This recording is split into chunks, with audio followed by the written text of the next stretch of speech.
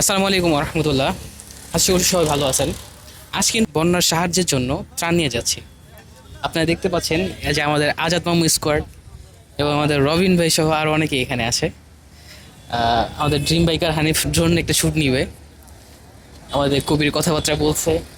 আমরা এখানে আজকে অলমোস্ট মিনিমাম 500 জনের প্লাস খাবার নিয়ে যাচ্ছি বন্যার সাহায্য করার জন্য। বন্যার পরিস্থিতি অতটা ভয়াবহ না, এখনো বন্যা পানি কমে গেছে।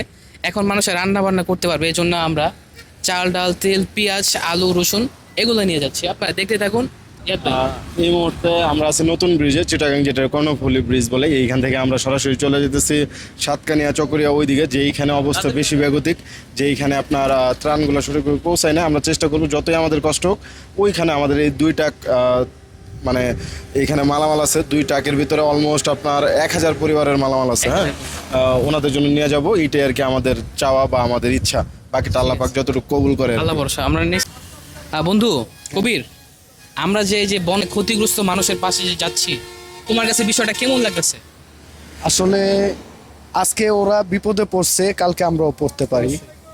তবে মহান আল্লাহ তাআলার কাছে বলি, আমার যে শত্রু তাকেও জানি মহান আল্লাহ তাআলা বিপদে না ফেলে, কারণ বিপদ মানুষের বলে কয়ে আসে না। আজকে চট্টগ্রামবাসীরা কষ্টে আছে, কালকে হতে পারে আমরাও থাকতে পারি।